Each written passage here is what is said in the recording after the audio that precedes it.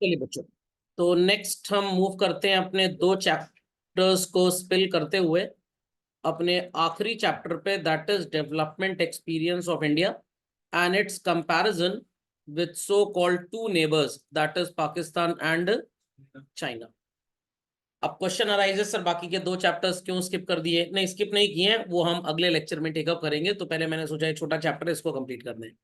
तो पाकिस्तान तो भाई नियर कंपैरिजन में भी कहीं नहीं आता है। चाइना डेफिनेटली कंपेरेबल है हमारे साथ, गॉट इट क्लियर? क्योंकि अब धीरे धीरे चाइना की जो पॉपुलेशन ग्रोथ थी वो कम हो गई है, बट इंडिया की पॉपुलेशन ग्रोथ अभी बरकरार है, गॉट इट क्लियर? और चाइना डेफिनेटली हमसे कहीं आगे है, but over the period of time many factors are there which highly claim कि हम चाइना को सक्सेस में या डेवलपमेंट में सरपास कर जाएंगे। So ultimately, children, we'll compare the trends of various economic and human development indicators of India with the largest democracy, that is China. मतलब China exactly democratic नहीं है, socialistic ज्यादा है वो लोग। And next is जो हमारे authoritative military power है, that is पाकिस्तान। So अब क्वेश्चन अराइजेस, सर हम रशिया के साथ अपने आप को क्यों नहीं कंपेयर करते, यूएस के साथ क्यों नहीं करते? उसका रीजन बड़ा ही बट ऑब्वियस है भाई, इंडिया और पाकिस्तान तो साथ की ही पैदावार है, व्हाट इट क्लियर? और चाइना ने जो पॉलिसीज इकोनॉमिक बनाई अपने लिए, अपने डेवलपमेंट के लिए, ग्रोथ के लिए, वो जब इंडिया ने बनाई मोर और लेस तभी बनी, एक दो साल बस आगे पीछे चलते थे। तो अगर सो कॉल्ड हमने अपने आप को इंडिपेंडेंट 1947 में घोषित किया चिल्ड्रन, तो PRC, people republic of China, they so called establish themselves as PRC in 1949। तो कोई बहुत ज्यादा नहीं है, पैदा लगभग दोनों एक ही साथ हुए थे। बट अगेन इनकी पॉलिसीज थोड़ी कंट्रीमैन के लिए ज्यादा फ्रेंडली थी, ज्यादा प्रॉफिटेबल थी, इसलिए चाइना की जो ग्रोथ थी वो इंडिया से कहीं ज्यादा थी। Level of corruption basically India को स्टार्टिंग का जो था वो खा गया। तो अगर स्टार्टिंग में इतना लेवल ऑफ करप्शन या जो पाकिस्तान के साथ हमारी लड़ाइयां हुई अगर वो ना होती तो शायद आज हम चाइना से कहीं आगे होते हैं। सो ये बात सबको समझ में आ गई, why we are comparing with Pakistan and China children. चलिए, तो सोशली या पॉलिटिकली इंडिया पाकिस्तान का जन्म एक साथ है, एंड इकोनॉमिकली इंडिया और चाइना का जन्म भी एक ही साथ हुआ है। सो तीनों कंट्रीज ने जब प्लानिंग स्टार्ट की चिल्ड्रन तो सिमिलर थी। इंडिया का पहला 5 ईयर प्लान जो बना दैट वाज इन 1951, पाकिस्तान का था चिल्ड्रन 1956 में, और चाइना का कब था? 1953 में। अब कैसे याद रखेंगे भाई, 5 ईयर प्लान 5 साल के लिए होता है, तो 1951 में 5 और जोड़ दो तो 1956 आ जाए। और ये 2 साल कैसे याद रखेंगे? 47 में सो कॉल्ड इंडिपेंडेंस हुआ इंडिया पाकिस्तान का, और चाइना सो कॉल्ड, मैं ये नहीं कह रहा कि ब्रिटिश के क्लचेस में वो भी था, बट उन्होंने अपने आप को रिपब्लिक जो डिक्लेयर किया that was in the year 1949। तो डिफरेंस कितना ईयर्स का है? 2 ईयर्स का। तो 5 ईयर प्लान में भी डिफरेंस कितना ईयर्स का है? 2 ईयर्स का। तो ये बात आपको याद रखनी पड़ेगी। समझ में आ गई बात? चलो याद रख लेंगे इसको। तो 47, 49 एंड 51 एंड 53, और पाकिस्तान 5 ईयर प्लान होता है 5 साल का, तो 5 साल जोड़ दीजिए, 1956 बन गया। देर आफ्टर 1980 तक तीनों कंट्रीज में लगभग जो ग्रोथ थी चिल्ड्रन दैट वाज मोर और लेस सिमिलर। बट तीनों कंट्रीज का कंपैरेटिव स्टडी करने से पहले आपको पता होना चाहिए कि भाई structure of the economy China और पाकिस्तान का क्या था। तो स्टार्ट करते हैं चिल्ड्रन एक एक करके। सबसे पहले स्टार्ट करेंगे चाइना से। The historical background, world's oldest people and continuous civilisation. अब सर कंटिन्यूस सिविलाइजेशन का मतलब क्या होता है? जैसे हमारे यहाँ भाई इंडस वैली था, उसके पहले कोई और था, बाद में कोई और आया, तो कल्चर सिविलाइजेशन चेंज होता गया, बट चाइना में ऐसा नहीं हुआ। What it clear? Consisting of states and cultures dating back to more than 6 million. So called PRC बना 1949 में। चाइना इज सिचुएटेड वेयर, सबको पता है भाई, East Asia and bounded by Pacific, third largest country in the world next to Canada and Russia. The area is 9.6 square kilometres. Population कितनी थी China में children? 2001 का एस्टिमेट है, लेटेस्ट के लिए आपको एनसीईआरटी रेफर करनी पड़ेगी। What it clear? And growth rate is only 1%। और चाइना में लैंग्वेज कौन सी चलती है? सीनो टिबेटन लैंग्वेज चिल्ड्रन, एंड 29 अलग अलग सो कॉल्ड आप बोल सकते हैं डायलेक्ट्स है यहाँ पे बोलने का तरीका। जैसे हिंदी भोजपुरी में भी बोली जाती है, ठेठ हिंदी उधर हरियाणा साइड भी बोली जाती है, but the dialect is different.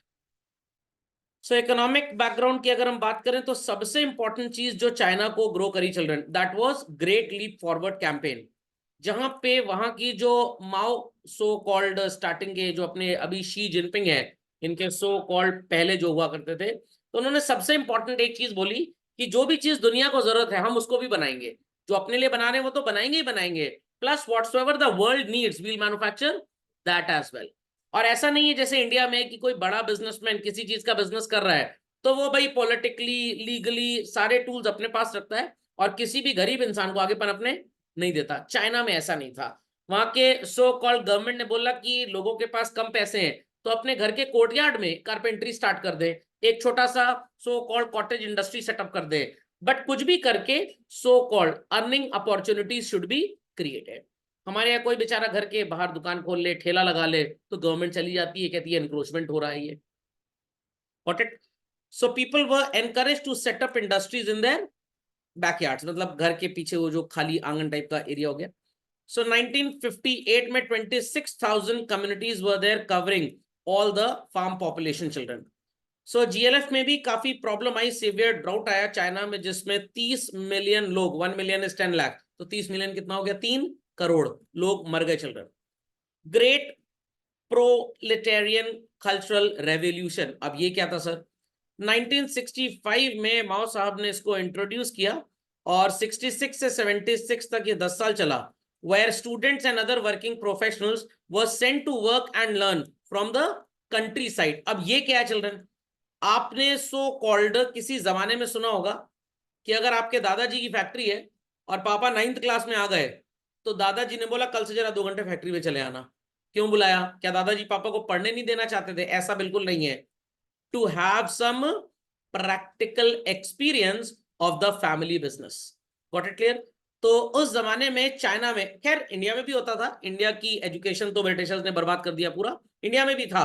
लोगों को भेजा जाता था, अगर कोई डॉक्टरी कर रहा है तो पहले 6 महीने कॉलेज में पढ़ाई कर लो, उसके बाद सीधे हॉस्पिटल में लग जाओ, डेली 4 घंटा पहले हॉस्पिटल में देखो क्या हो रहा है and then come to the classroom. जैसे सीए वगैरह लोग इंटर्नशिप करते हैं, तो ये प्रोग्राम्स अब as a part of curriculum क्यों बनाए गए हैं? क्योंकि ब्रिटिशर्स ने यहाँ के एजुकेशन सिस्टम को पूरी तरह से स्वाहा कर दिया था। Got it clear? आपकी मम्मी ने घर में दादी का मतलब नानी माँ का हाथ बहुत बटाया होगा काम में, बट आपकी कुकिंग उतनी स्ट्रांग अभी नहीं हुई होगी। Got it clear? अभी तो कल्चर अभी चल चुका है, 10-15 साल से इंडिया में चल चुका है, शादी से पहले लड़कियों को खास कुकिंग की क्लासेस ज्वाइन करवाई जाती हैं। Got it clear? लड़के एमबीए करने के बाद ट्रेनिंग करते हैं कंपनीज में, तो अल्टीमेटली उनकी पढ़ाई का तो उतना फायदा खैर नहीं मिलता जितना ट्रेनिंग से मिलता है, जिसको आप बोलते हैं on the job training end of the job training children. तो ये जो on the job of the job training थी, ये चाइना के एजुकेशन सिस्टम में बहुत पहले आ चुका था। तो अगर किसी बच्चे को मैथ्स में सो कॉल्ड कोसेंट्रिक सर्कल्स सिखाने हैं तो इन माय ओपिनियन उसको स्कूल के स्पोर्ट्स ग्राउंड का नजारा दिखाना चाहिए कि भाई अंदर वाला जो सर्कल होगा उसका रेडियस सबसे कम होगा और बाहर वाले का सबसे ज्यादा। इसीलिए आपने देखा होगा स्पोर्ट्स में चिल्ड्रन, जिसको अंदर वाला सर्कल मिलता है अगर वो यहां से दौड़ रहा है तो बाहर वाला सो कॉल्ड थोड़े और पीछे से और ये वाला थोड़े और पीछे से दौड़ेगा। ऐसा क्यों? सॉरी, मैंने थोड़ा सा उल्टा बोल दिया। अंदर वाला जो है चिल्ड्रन सो कॉल्ड वो थोड़ा पीछे रहेगा, ये थोड़ा आगे और ये थोड़ा और आगे। ऐसा क्यों सर? क्योंकि भाई बाहर वाले को ज्यादा डिस्टेंस कवर करना है तो डायगनली स्टैंड किए जाते थे ये लोग। तो ये सारी चीजें बच्चे को तब अच्छी समझ में आएंगी जब वो उनको व्यू अप करेगा। तो कंट्री साइड मतलब लोकल लेवल्स पे स्टूडेंट्स को और प्रोफेशनल्स को भेजा जाता था, जाइए जाके देख के आइए। अब मान लीजिए आपको सिविक्स की क्लास करनी है भाई, गॉट इट क्लियर? तो upliftment programme for the poor masses क्या होना चाहिए? तो भाई किताब में तो आप रट सकते हैं मान लीजिए, बट रियल फील कब आएगा? जब आप झुग्गी झोपड़ी में जाएं, मुंबई के धारावी में जाएं, अपने घर के अगल बगल झुग्गी झोपड़ी में जाएं, वहां देखें कि लोगों को प्रॉब्लम क्या है, किस प्रॉब्लम से उनको अपलिफ्ट करना है, तो आपको एग्जैक्टली पता लगेगा what problems should the government face. Reservation के लिए हर इंसान चिल्लाता है कि भाई शेड्यूल कास्ट शेड्यूल ट्राइब को इतना रिजर्वेशन दे दिया, प्रॉब्लम आती है जनरल कैटेगरी के स्टूडेंट्स को। चिल्लाने से पहले आपको देखना पड़ेगा कि वो किस इकोनॉमिक प्रोफाइल पे हैं, बेसिकली क्यों उनको रिजर्वेशन दिया जा रहा है, तब आपस के लड़ाई झगड़े भी थोड़े से कम हो जाएंगे। So these were the differences children. तो पुराने जमाने में दादी माँ was the best doctor at home children, उनसे अच्छा कोई डॉक्टर घर में था ही नहीं बेसिकली। आई होप सो ये बात सबको पता होगी। बट आज के जमाने में चिल्ड्रन क्या आपको ऐसे घर में दादी माँ वाले डॉक्टर ज्यादा मिलेंगे? नहीं मिलेंगे। एक तो फैमिली न्यूक्लियर हो गई, वो एटम बम वाली नहीं, मतलब छोटी फैमिलीज हो गई और अलग अलग लोग रहने लग गए। तो there were many problems like this, इसीलिए डॉक्टर्स का बोलबाला बढ़िया चल रहा है। पहले लोग दातुन किया करते थे, और कभी टूथ डीके, आपके दादाजी को कभी आरसीटी नहीं करवाना पड़ा होगा, बट यहाँ पे 10 साल के बच्चे को आरसीटी होता है, और डॉक्टर कह रहा है चॉकलेट बहुत खाता है, ये चॉकलेट नहीं खाता, वो कोलगेट इस्तेमाल करता है, क्योंकि इतना केमिकल होता है आपके टूथपेस्ट में कि वो आपको 100 बीमारियां और ले आता है। लॉजिक समझ में आ गया? बट आज अगर आप दातुन करेंगे तो लोग आपको बैकवर्ड समझ लेंगे। सो Russia had conflicts with China, तो इसलिए उन्होंने अपने प्रोफेशनल्स वहां से हटा लिए, जो पहले चाइना के इंडस्ट्रियलाइजेशन प्रोसेस को बढ़ावा देने के लिए रशिया से लोग भेजे जाते थे। तो चाइना को एक झटका लगा कि भाई रशियंस ने तो हमारा साथ छोड़ दिया, तो हमें खुद ही अपने भरोसे कुछ करना पड़ेगा। इंडिया के साथ भी ऐसे था। Earlier we were dependent on Britain, feeder economy की तरह इस्तेमाल होते थे, फिर अमेरिकन पे डिपेंड हो गए, अब chip making plant and all that India में लगने लग गए हैं, तो काफी फालतू के इंपोर्ट्स कंट्री के अंदर ही डेवलप हो गए। चाइना में जो रिफॉर्म्स इंट्रोड्यूस हुए चिल्ड्रन, वो 1978 में हुए। हमारे यहाँ 1948 में फालतू का रिफॉर्म आया, 56 में कागज बढ़िया था, काम एकदम बेकार था। हमारे यहाँ जो रिफॉर्म्स एग्जैक्टली आए चिल्ड्रन, वो कब आए? 91 में, और उनके यहाँ 78 में आए थे। बस यहीं से डिफरेंस स्टार्ट हो गया। तो 78 टू 91 अगर आप देख लें तो ultimately how many years children? 13 साल। तो ये जो वनवास में हम चले गए 13-14 साल, यही सबसे बड़ी प्रॉब्लम थी। तो एग्रीकल्चर में lands were divided into small plots and allocated only for use and not as ownership to the individual households. They were allowed to keep all income from the land after paying stipulated taxes. और यहाँ पे जो corporate से वो काफी घपला भी करते थे। चाइना में गवर्नमेंट ने क्या किया, हम आपकी टोटल इक्विटी में, मतलब कैपिटल इन्वेस्टमेंट में 25% का कंट्रीब्यूशन देंगे। तो इससे दो फायदे हैं, एक तो डिविडेंड इनकम मिलेगी गवर्नमेंट को, दूसरा गवर्नमेंट का एक स्ट्रिक्ट कंट्रोल रहेगा आपके ऊपर, ताकि आप कोई फ्रॉडलेंट एक्टिविटी ना करें। इंडिया में स्टार्टिंग में बच्चों ऐसा हुआ था, बट नेताजी के जो रिश्तेदार थे, ये फंडिंग उनको ज्यादा मिलती थी, और बाद में सिर्फ फंडिंग मिलने लग गई और फैक्ट्री लगी ही कभी नहीं। So in the later phase private sector firms and township and village enterprises were allowed to produce goods. State owned enterprises थी, बट अगेन कंपटीशन के चक्कर में बेकार हो गई। और थोड़ा प्रॉब्लम इंडिया में पॉलिटिक्स का है चिल्ड्रन, ये जो गवर्नमेंट फ्रीबीज बांटती रहती है, ये लोगों को दी जाती हैं, तो एक्चुअली लोगों की जो विल टू वर्क होती है, that comes to an end basically. क्यों काम करेगा कोई इंसान? महीने का 2000 फ्री में मिल रहा है, राशन पानी फ्री में मिल रहा है, क्यों काम करेंगे? Dual pricing reforms. Farmers and industrial units were required to buy and sell fixed quantity of input and output on the basis of prices fixed by the government. तो सर इससे क्या नुकसान? इससे जो प्रॉफिटेबिलिटी थी children, that was very low, और government ने quota system जब बना दिया, तो जो एक्सपेंशन एक्सपोर्ट से मिलता, वो एक्सपेंशन भी पूरी तरह से शट डाउन हो चुका था। स्पेशल इकोनॉमिक जोन सेटअप किए गए, फॉरेन इन्वेस्टर्स आए यहाँ पे, बट फॉरेन इन्वेस्टर्स बेवकूफ बना के सारा पैसा या मैक्सिमम पैसा कंट्री के बाहर ले जाते थे। कितनी बार नेताओं से साठगांठ होती थी इनकी और पैसा बाहर चला जाता था। So people understood this. तो इंडिया में प्रॉब्लम थी, बट हम यहाँ पे जो बातें पढ़ रहे थे, that was practically of China. तो मैंने आपको साथ साथ इंडिया की भी प्रॉब्लम्स बता दी कि इंडिया में जो पॉलिसीज आई, वो पॉलिसीज बेसिकली कैसे प्रॉब्लमैटिक हुई, बट चाइना में इन पॉलिसीज को सिर्फ लोगों के बेनिफिट के लिए इस्तेमाल किया गया था। तो आई होप सो चाइना के साथ इंडिया का comparison was well clear to all. Manoj ji समझ गए? अदिति अंडरस्टूड? चलिए, यस सर। अब अगेन पाकिस्तान को कंपेयर करेंगे। So officially IRP, Islamic republic of Pakistan, ये अपना इंडिपेंडेंस डे हमसे एक दिन पहले बनाते हैं।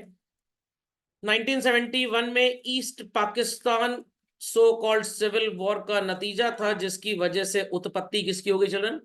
बांग्लादेश। तो दो तीन लड़ाइयां हुई ना, और ये कारगिल वॉर भी जो 99 में हुई, इन सबसे भी इंडिया को काफी सेटबैक लगा है। और इनका तो बेड़ा गर्क इसीलिए था क्योंकि इनके यहाँ तो जीके में क्वेश्चन ही हटा दिया गया, who is the prime minister of Pakistan, who is the president of Pakistan. कब तख्ता पलट हो जाए, कौन कल सुबह प्राइम मिनिस्टर प्रेसिडेंट रहेगा, किसी को पता नहीं था। Geography children, located at south Asian border of central Asia and middle east.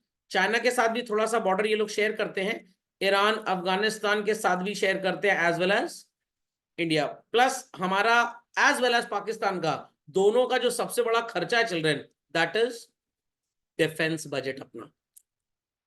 So total area is 7,96,095 square kilometres, जिसमें कल्टिवेटेड एरिया जो है वो 2,21,000 है और फॉरेस्ट एरिया 42,300 का। पॉपुलेशन के बारे में तो बात करेंगे। 6th most populous country in the world children. Size छोटा सा है बट पॉपुलेशन बहुत ज्यादा है। Growth rate of population is 2.5 and 1/3 of the population poverty line से नीचे रहती है। The official languages Urdu and English. System again India के साथ इनका सेम था, जैसे इंडिया मिक्स्ड इकोनॉमिक सिस्टम है वैसे ही ये भी मिक्स्ड इकोनॉमिक सिस्टम है। अगेन इन्होंने भी पॉलिसीज 50s और 60s में बनाई। जब हमने 1948 की पॉलिसी बनाई, चीटर कॉक्स ने 15 बनाई, हमने 56 में बनाई एंड इन्होंने 16 बनाई। देयर आफ्टर ग्रीन रेवोल्यूशन इनके यहाँ बहुत चला। सो कॉल्ड फूड ग्रेन का प्रोडक्शन बहुत ज्यादा हाइप हो गया ताकि इनको इंपोर्ट ना करना पड़े। पब्लिक सेक्टर 1970 में ज्यादा मॉडर्नाइज हुआ और काफी इंडस्ट्रियलाइजेशन हुआ इनके यहाँ चिल्ड्रन। 1970s में गवर्नमेंट ने पॉलिसी अप्लाई की जो सो कॉल्ड हमने लगभग 1956 में की थी कि काफी कंपनीज को गवर्नमेंट सेक्टर से छोड़कर प्राइवेट सेक्टर को बिजनेस करने की परमिशन दी जाए। फाइनेंशियल सपोर्ट सो कॉल्ड इनको यूएस वगैरह से, गल्फ कंट्रीज से, मिडिल ईस्ट से बहुत मिलता था, but ultimately children so called जो हमारे रिफॉर्म्स 1991 में इनिशिएट हुए, इनके कब इनिशिएट हुए? 88 में। और आपको शायद ये भी पता होगा दुनिया का पहला कंप्यूटर वायरस पाकिस्तान के ही दो दोस्तों ने मिलके बनाया था, दोस्त या भाई जो भी थे। Got it clear? But again इनका सबसे बड़ा प्रॉब्लम जो था वो आपको पता है, टेररिज्म। तो टेररिस्ट ऑक्यूपेंसी इनके इतनी ज्यादा है जिस वजह से ये पनप ही नहीं पाए। So this is the comparative study. Notes पे स्पेलिंग ठीक कर लेंगे सब लोग। पॉपुलेशन नॉल मैंने आपको बता दिया चिल्ड्रन, तो इसमें कुछ पढ़ने की जरूरत नहीं है। चाइना का ये सबसे बड़ा प्रॉब्लम चिल्ड्रन, क्योंकि उनके यहाँ पॉपुलेशन बहुत तेजी से बढ़ रही थी तो उन्होंने अडॉप्ट कर ली वन चाइल्ड पॉलिसी, जो आज प्रॉब्लमेटिक हो गई उनके लिए, क्योंकि वन चाइल्ड पॉलिसी में बच्चे कम पैदा हुए तो अल्टीमेटली अब उनके देश में बूढ़ों की संख्या ज्यादा है, तो जो यंग टैलेंट है वो उनके देश में धीरे धीरे खत्म हो रहा है। और बस एक ही चीज चाइना की दी बेस्ट थी, दैट वाज कोविड वायरस, जो काफी लंबा खिंच गया, नहीं तो चाइनीज सामान चलता नहीं है children. Density of population 3rd largest country in the world and compare करें इंडिया और पाकिस्तान के कंपैरिजन में 138 पर्सन्स पर स्क्वायर किलोमीटर चाइना में रहते हैं, इंडिया में 358 एंड पाकिस्तान में 193। तो जो इनका टेरेन है वो भी थोड़ा सो कॉल्ड पहाड़ी टाइप का भी है, बट वो यूज नहीं होता है, बट जो इनके प्लेन एरियाज हैं वहां पे factories and all are world class children. Gender ratio, sex ratio की अगर हम बात करें तो चिल्ड्रन पाकिस्तान में लोएस्ट है 992 फीमेल्स पर 1000 मेल्स, इसीलिए शायद इंडिया से लोग सो कॉल्ड वहां शादी कर लेते हैं जाके, मतलब वहां दहेज बहुत कम देना पड़ता होगा पेरेंट्स को। इंडिया और चाइना में it is 933 and 937 children. Got it clear? Fertility rate so called data is their children, क्योंकि यहाँ पे वन चाइल्ड पॉलिसी थी तो सो कॉल्ड कंट्री में पॉपुलेशन ग्रोथ बहुत कम हो गया। अर्बनाइजेशन की बात करें तो दोनों जगह पाकिस्तान और चाइना में बहुत ज्यादा है, इंडिया में स्टिल चिल्ड्रन रूरल पॉपुलेशन आज भी ज्यादा है। Got it clear? अब आप इसकी एक वजह ये बोल सकते हैं कि यहाँ की गवर्नमेंट ने बहुत देर से प्राइवेटाइजेशन पे गौर फरमाया या इंडस्ट्रियल सेटअप पे गौर फरमाया।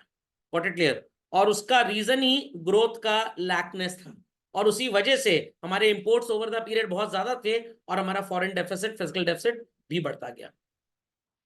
सो जीडीपी की अगर बात की जाए, परचेजिंग पावर पैरिटी मतलब in x amount of money what quantity of goods and services can be bought, that is purchasing power children.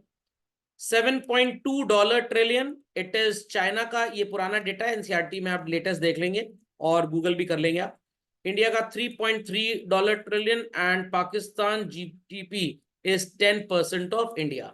But मेरे को ये थोड़ी बकवास लगती है कंपेयर करना। सर क्यों बकवास लगती है? भाई एक बच्चा है जिसका सब्जेक्ट कॉम्बिनेशन पीसीएम है, इसको 30 मार्क्स का 60 मार्क्स और फिजिकल एजुकेशन मान लीजिए इसने लिया हुआ है, तो इसके पास प्रैक्टिकल कॉम्पोजिशन कितने नंबर का हो गया चलन? 90 मार्क्स का। और अगर पीसीबी विद फिजिकल एजुकेशन का स्टूडेंट है तो प्रैक्टिकल कॉम्पोजिशन इज 120। और अगर बेचारा कॉमर्स विद फिजिकल एजुकेशन है, गरीब, तो भाई 20-20 नंबर का 3 कॉमर्स के सब्जेक्ट में प्रैक्टिकल 60, और कितना प्रैक्टिकल कॉम्पोजिशन हुआ? 90। और कॉलेज ओवरऑल परसेंटेज पे एडमिशन दे रहा है, तो डेफिनेट सी बात है सबसे ज्यादा परसेंटेज किसका आएगा? पीसीबी का, क्योंकि इनका प्रैक्टिकल कंपोजिशन ज्यादा है और सबसे कमाने की उम्मीद किसकी है, पीसीएम वाले की। तो क्या सबके लिए कट ऑफ सेम रखा जाए, नो। तो same is the case here also चल रहे हैं। जब चाइना का लैंड एरिया हमसे बहुत ज्यादा है, इंडिया का कम, पाकिस्तान का और ही कम, तो क्या हमको डिजिट्स में जीडीपी कंपेयर करना चाहिए, बिल्कुल भी नहीं।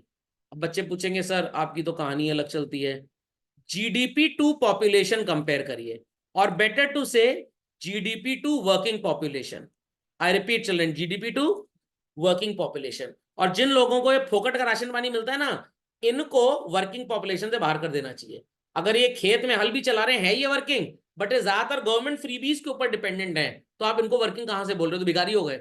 दे are working beggars, I repeat, they are working beggars. समझ में आ गया?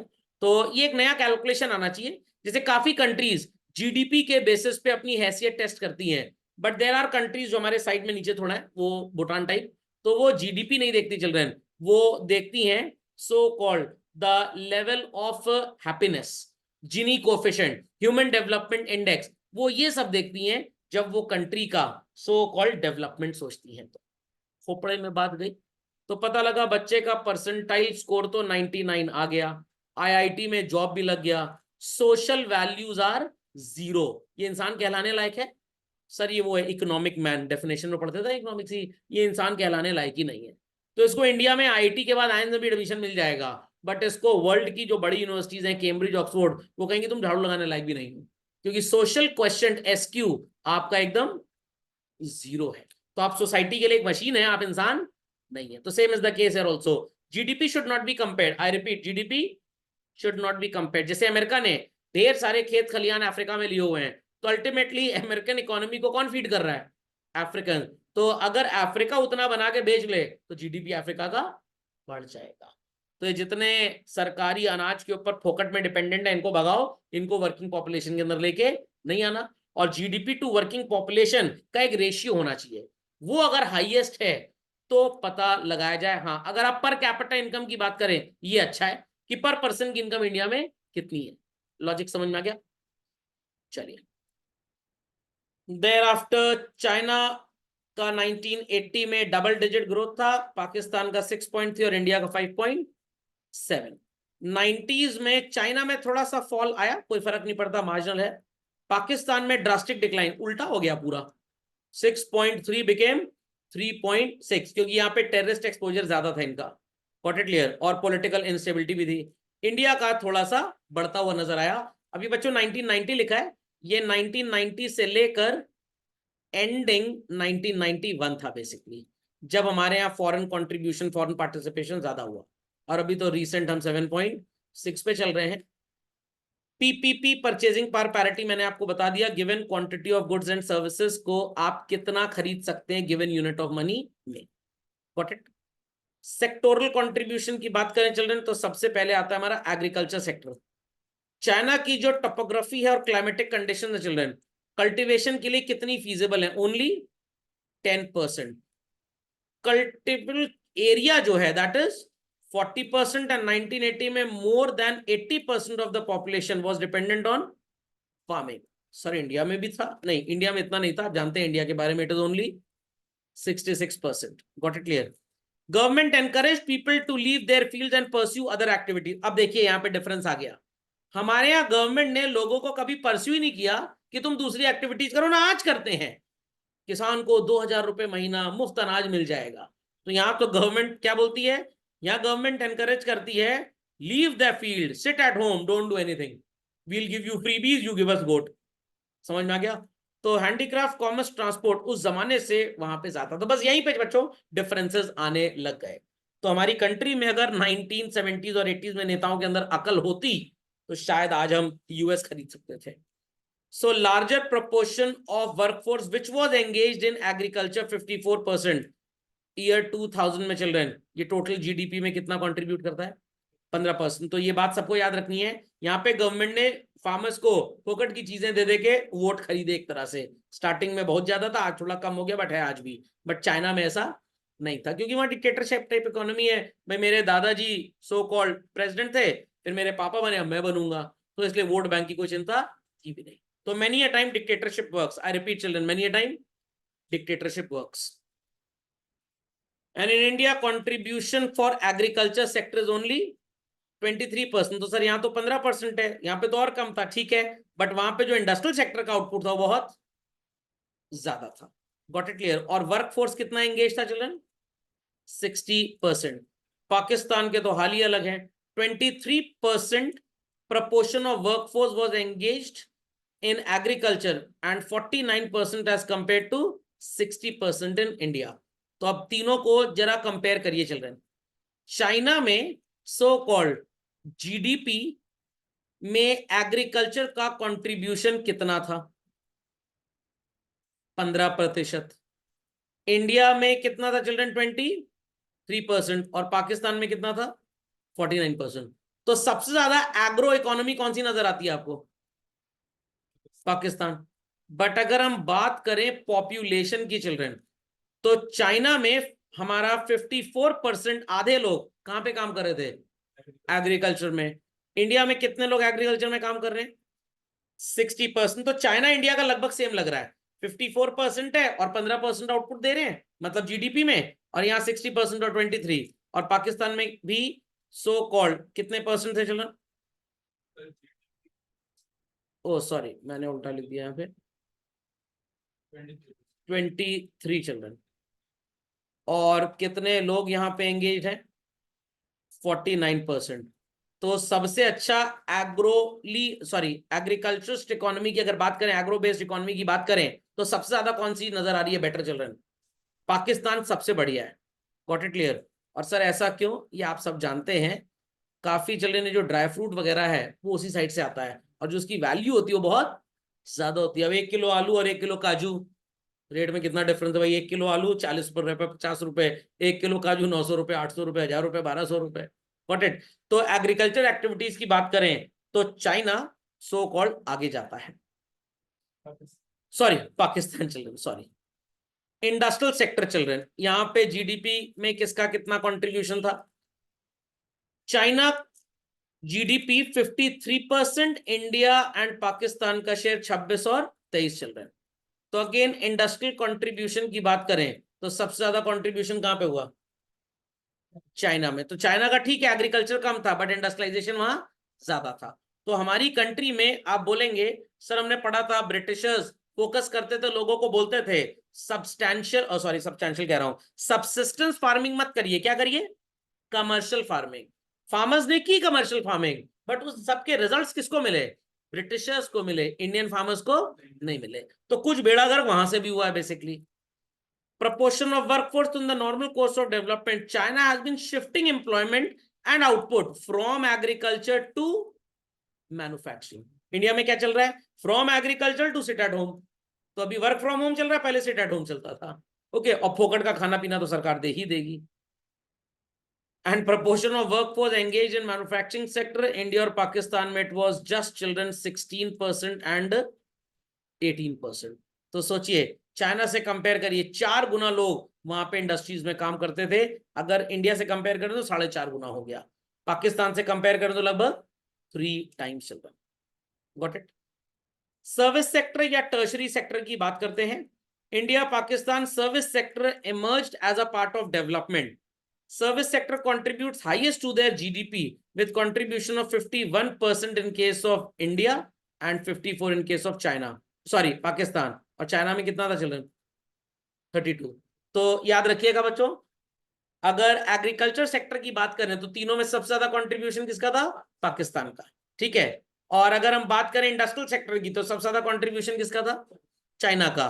और अगर हम बात करें सर्विस सेक्टर की तो किसका सबसे कम कंट्रीब्यूशन था? चाइना का। समझ में आ गया? तो भाई ऑब्वियस सी बात है, लैपटॉप इंसान एक बार खरीदता है 35-40 हजार रुपए का, बट उसमें सॉफ्टवेयर अपलोड बार बार नहीं होगा, और सॉफ्टवेयर अपलोड सस्ते में हो जाता है। किसी जमाने में 20,000 रुपए का कंप्यूटर होता था, 500 रुपए में सारे सॉफ्टवेयर लोड हो जाते थे। तो इंडिया 500 रुपए वाला काम कर रहा था और चाइना 20,000 वाला। इसीलिए भी मोदी जी कह रहे हैं मैंने चिप बनवाने की फैक्ट्री लगवा दी है, अब यहीं पे लैपटॉप बनाओ, और जो चाइना से खरीदते हो वो चाइना से मत खरीदो, और चाइना जिन कंट्रीज को बेचता है हम उससे सस्ता बेचेंगे। Got it children? तो हम सो कॉल्ड सर्विस सेक्टर में अच्छे थे, इंडस्ट्री में भी अच्छे हो जाएंगे, काम खत्म। और लोग वैसे ही खाना पीना आजकल कम खाते हैं, तो खेती की भी ज्यादा जरूरत नहीं होनी चाहिए।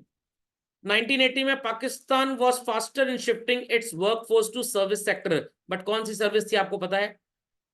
टेररिज्म। उनकी सर्विस अलग थी। चलो, ये सर्विस सिर्फ एक ही देश में मिलती है पूरी दुनिया में। Proportion of workforce engaged in service sector in 1980 for India. Pakistan was 17% for India children. China 12% और पाकिस्तान 27%। ये मेरे को लगता है पाकिस्तान वालों हमसे नकल मारी होगी कि इंडिया में सर्विस सेक्टर इतना बूम कर रहा है तो चलो हम भी सर्विस सेक्टर में जाएं, बट ये कौन सी सर्विस देने लग गए? Spy services. समझ में आ गया? Terrorist services. अब इंडिया में सर्विस सेक्टर क्यों इतना ज्यादा चला? भाई बीपीओ की वजह से। मैंने आपको बताया था ना, बिजनेस प्रोसेस आउटसोर्सिंग। तो बीपीओ की वजह से इंडिया में हमारा टर्शरी सेक्टर बहुत भयंकर बूम कर गया चिल्ड्रन। सो सारी बातें मैंने आपको बता दी। एग्रीकल्चर की बात करें तो हिट लिस्ट में कौन था? पाकिस्तान। इंडस्ट्रियलाइजेशन की बात करें तो हिट लिस्ट में कौन था? चाइना। और सर्विस सेक्टर की बात करें तो India. So agriculture, industrial and service sector, it was Pakistan, China and India. AIS PCI ऐसे याद रखिएगा, समझना क्या? APICSI ऐसे भी याद रखते हैं, APICSI। अपिक्सी, व्हाट?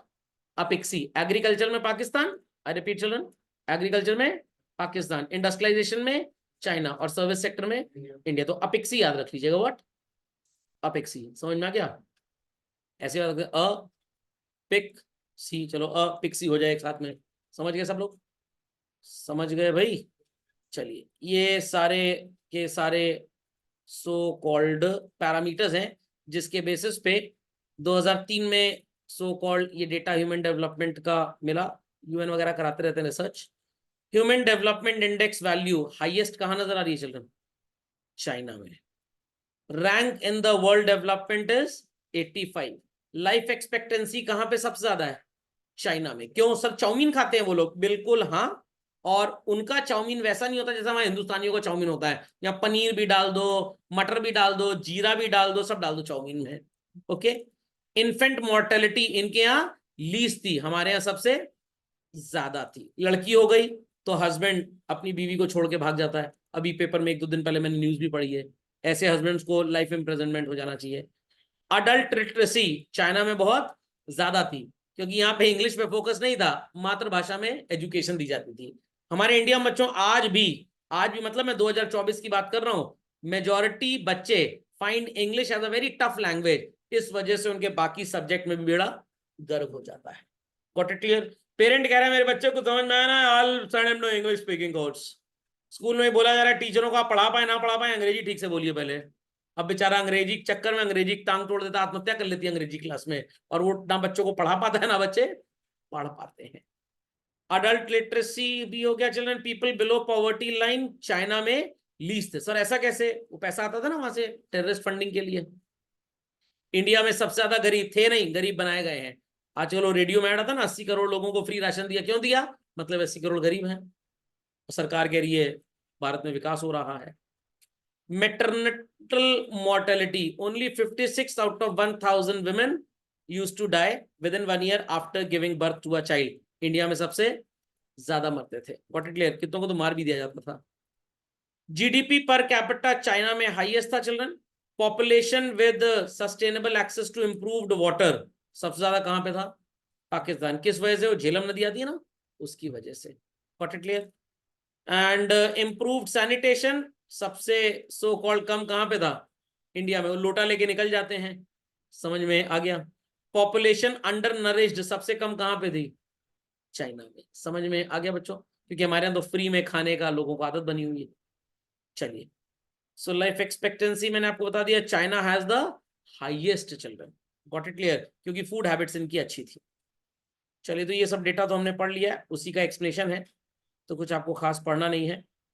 तो आज अगर हमारे सो कॉल्ड स्ट्रैटेजीज है चिल्ड्रन, ये आज अगर हमारे देश में बच्चा बोलता है अपने पापा से कि मेरे को फिल्म मेकिंग में करियर बनाना है, उसके पापा दो कंटाप मारेंगे उसको, कहेंगे नहीं तू बीटेक कर जाके। खोपड़े में बात गई। तो उनको लगता है फिल्म मेकिंग एकदम बेकार करियर है। चाइना वाले यही कर रहे हैं, एडिटिंग करते हैं, दूसरे देशों को सप्लाई करते हैं, पैसा कमाते हैं। ओके, चलिए, प्री रिफॉर्म्स पीरियड और पोस्ट रिफॉर्म्स पीरियड कैसे थे? सबसे पहला डिस्कशन आएगा चाइना में। Massive extension to basic health services in rural areas.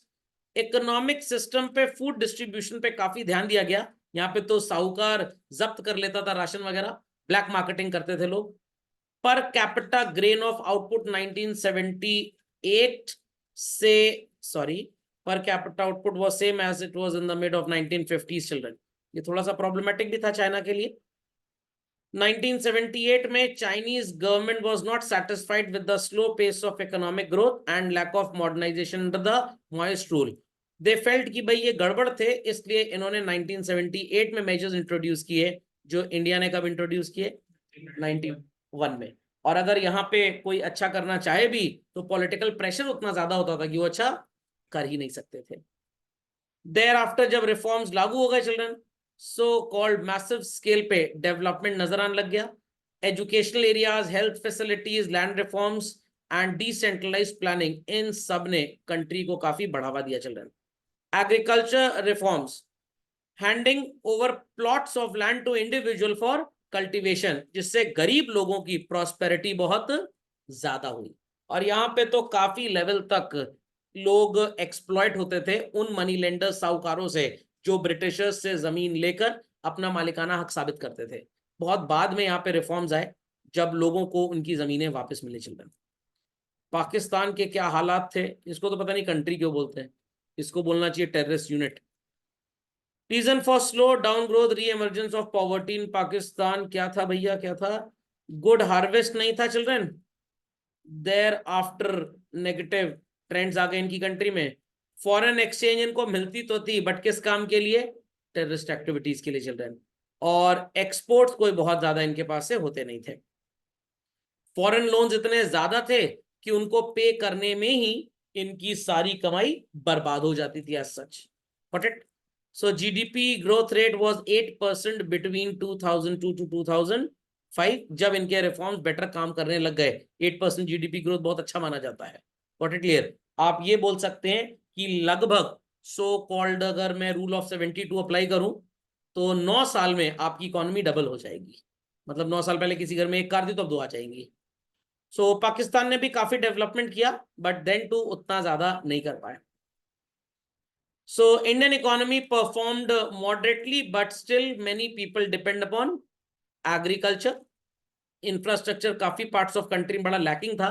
Standard of living 1/4 of the population, मतलब 25% लोग गरीब कुछ थे और कुछ बन गए और कुछ बना दिए गए, पॉवर्टी लाइन से नीचे थे। पाकिस्तान का तो मैंने कॉम्पोजिशन आपको बता ही दिया गया। सो कॉल्ड अर्थक्वेक 2005 में जो आया था, 75,000 लोग उससे मर गए, तो इसमें भी कितने अर्निंग हैंड्स चले गए। और चाइना में market system, so called political commitment को जब लूज करने लग गया तो चाइनीज इकोनॉमी की ग्रोथ बहुत ज्यादा हुई। और चाइना में सबसे ज्यादा ग्रोथ कब हुई? When IPRs were not protected. Duplicate iPhone, हर चीज में डुप्लीकेट मिल जाती है। इस वजह से इन्होंने चीपेस्ट कंट्रीज को, जो महंगे प्रोडक्ट नहीं खरीद सकते, उनको ये डुप्लीकेट सस्ता सामान बेच के खूब पैसा कमाया। चलो, गॉट इट क्लियर? तो आई होप सो तीनों की बातें सबको समझ में आ गई चलन। चलिए, तो आज की सेवा यही समाप्त होती है। वीडियो अपलोड हो जाएगा, बच्चों को लाइक वाइक कर दीजिएगा। चलिए, तो बाकी अगले लेक्चर में पर्टिकुलर जो हमारे 2 चैप्टर्स बचे हैं वो हम दोनों फिनिश अप कर लेंगे, दैट इज टुमारो। चलिए, धन्यवाद।